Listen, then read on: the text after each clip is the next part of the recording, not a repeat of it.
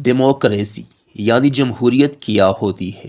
Democracy یونانی لفظ demos کریٹوس سے نکلا ہے، جس کا مطلب ہے عوام کی حکومت۔ ڈیموکریسی کو اردو میں جمہوریت کہا جاتا ہے، یعنی جمہوری حکومت ایک ایسی حکومت ہوتی ہے جس میں اختیارات اور فیصلہ سازی کا سارا دار و مدار عوام پر ہوتا ہے۔ جمہوریت کی کئی تعریفات ہیں، لیکن جمہوریت کی سب سے مقبول ترین تعریف امریکہ کے صدر ابراہم لنکن نے کی تھی، جو کہ یہ ہے کہ ایک ایسا نظامی سیاست جس میں عوام کی حکومت عوام پر عوام کے لیے اور عوام کے ذریعے ہوتی ہے، جمہوریت کہلاتی ہے۔ ابراہم لنکن کے مطابق جمہوریت ایک ایسا نظامی سیاست ہے جس میں یہ خصوصیات پائی جاتی ہو: نمبر 1، ریاست میں سب سے بڑی قوت یا حاکمیت عوام کو حاصل ہو۔ نمبر 2، ریاست میں حکومت کا انتخاب عوام کی ووٹ کے ذریعے ہوتا ہو، ڈکٹیٹرشپ یعنی آمریت یا سلطنت نہ ہو۔ نمبر 3، حکومت اپنے ہر معاملے میں عوام کے سامنے جواب دہ ہو۔ نمبر 4، جمہوریت میں تمام فیصلے اکثریت کے مطابق ہوتے ہیں۔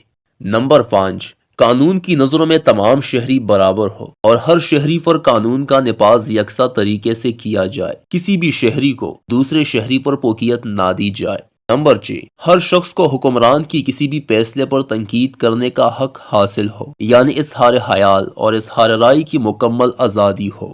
نمبر 7، قانون بنانے اور اسے منسوخ کرنے کا حق کسی ایک شخص کو حاصل نہ ہو، بلکہ عوام کی منتخب کردہ پارلیمنٹ کو یہ حق حاصل ہو۔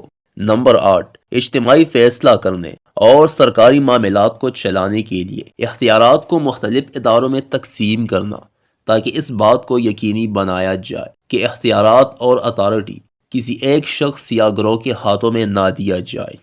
کوئی ملک تب جمہوری ملک کہلاتا ہے جب اس ملک میں یہ تمام خوبیاں موجود ہو، اور اگر یہ خوبیاں موجود نہ ہو تو اس ملک میں صرف جمہوریت کی نام رہ جاتی ہے، باقی طرز حکومت وہی غلاموں اور آقاؤں والی ہوتی ہے۔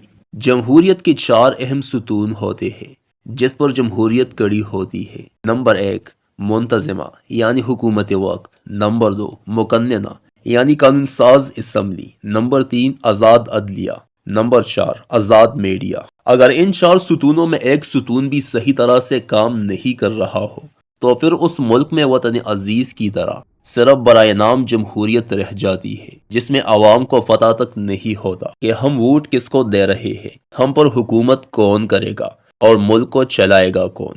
آپ اپنی رائے کمنٹ میں ضرور دیں کہ پاکستان تو ایک جمہوری ملک ہے، لیکن کیا یہاں جمہوریت کی خصوصیات و خوبیاں ہیں؟